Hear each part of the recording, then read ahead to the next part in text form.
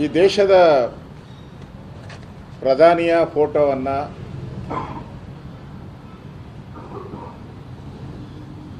ಅವರ ವ್ಯಕ್ತಿತ್ವವನ್ನು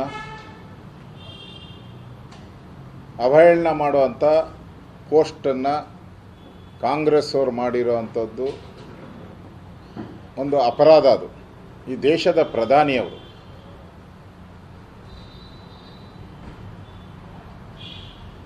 ಈಗಾಗಲೇ ಕಾಂಗ್ರೆಸ್ಸಿನ ಪ್ರಧಾನ ಕಾರ್ಯದರ್ಶಿ ಜೈರಾಮ್ ರಮೇಶ್ ಅವರು ಈ ಸಿದ್ದರಾಮಯ್ಯ,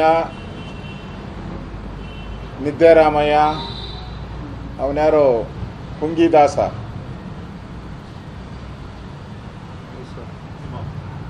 ಇವರು ಅಬಕಾರಿ ಸಚಿವ ತಿಮ್ಮಾಪುರ ಅವರು ಪುಂಗಿದಾಸ, ಆಮೇಲೆ ಯಾರು ಹೇಳಿರೋದು ನಮ್ಮ ಹೇಳಿಕೆ ಅಲ್ಲ ಅಂತ ಹೇಳಿದ್ದಾರೆ.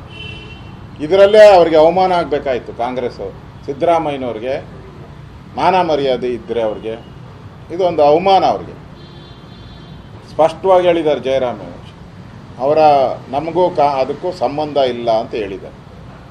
ಅಂದರೆ ಒಬ್ಬ ಕಾಂಗ್ರೆಸ್ಸಿನ ಆಲ್ ಇಂಡಿಯಾ ಜನರಲ್ ಸೆಕ್ರೆಟರಿ ಇವ್ರ ಹೇಳಿಕೆಗೆ ತಿರಸ್ಕಾರ ಮಾಡಿದ ಮೇಲೆ ಇವ್ರಿಗೆ ಮಾನ ಮರ್ಯಾದೆ ಗೌರವ ಏನು ಉಳಿತು? ಅವ್ರ ಪಾರ್ಟಿಯವರೇ ಹಿಂಗೆ ಬೈತಾವ್ರಲ್ಲ, ನಮ್ಮ ಹೇಳಿಕೆ ಅಲ್ಲ, ನಾವು ಕೊಡುವಂಥದ್ದು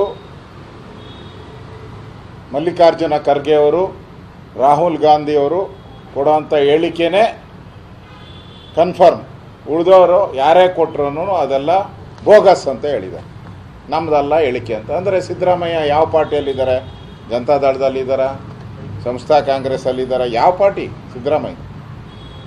ಅಂದರೆ ಅವ್ರ ಪಾರ್ಟಿಯವರೇ ಬೆಲೆ ಕೊಡದ ಸ್ಥಿತಿಯಲ್ಲಿ ಇವತ್ತು ಸಿದ್ದರಾಮಯ್ಯನವರು ಇದ್ದಾರೆ.